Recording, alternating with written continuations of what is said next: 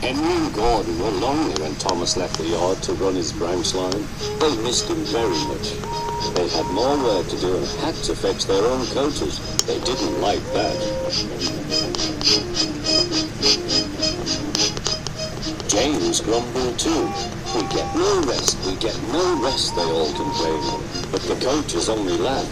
You're lazy and slack, they answered. Altogether, the engines were causing the Fat Controller a great deal of trouble. The big stations at both ends of the line each have a turntable. The Fat Controller had made them so that the tender engines can be turned round, because it is dangerous for them to go fast backwards. Tank engines like Thomas don't need turntables. They can go just as well backwards as forwards. But to hear Gordon talk, you would have thought that the Fat Controller had given him a tender just to show how important he was.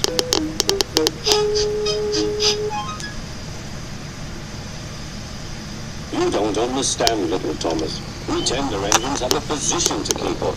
It doesn't matter where you go, but we are important. And for the Fat Controller to make us shunt trucks, fetch coaches, and go on some of those dirty sidings, it's not the proper thing. Thomas chuckled and went off with Annie and Clara. Disgraceful, Gordon hissed as he ran backwards to the turntable. The turntable was in a windy place close to the sea, and if he was not on it just right, he put it out of balance and made it difficult to turn. Today, Gordon was in a bad temper, and the wind was blowing fiercely. His driver tried to make him stop in the right place, but Gordon wasn't trying. The fireman tried to turn the handle, but Gordon's weight and the strong wind prevented him. It's no good, they said at last. Your tender upsets the balance. If you were a nice tank engine, you'd be all right. Now you'll have to pull the next train backwards. Look, called some boys. There's a new tank engine. Oh, it's only Gordon back to front. Hello, called Thomas. Playing tank engines? Sensible engine. Take my advice. Scrap your tender and have a nice bunker. Gordon said nothing. Even James laughed when he saw him. Take care, hissed Gordon. You might stick too. No fear, chuckled James. I'm not so fat as you. I mustn't stick, thought James. He stopped on just the right place to balance the table. It could now swing easily.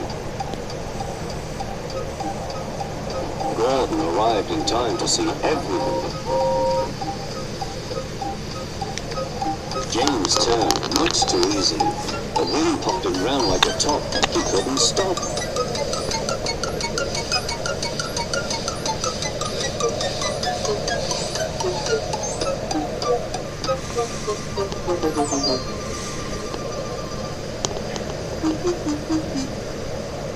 Well, said Gordon, are you playing roundabouts? Poor James, feeling quite giddy, rolled off to the shed without a word.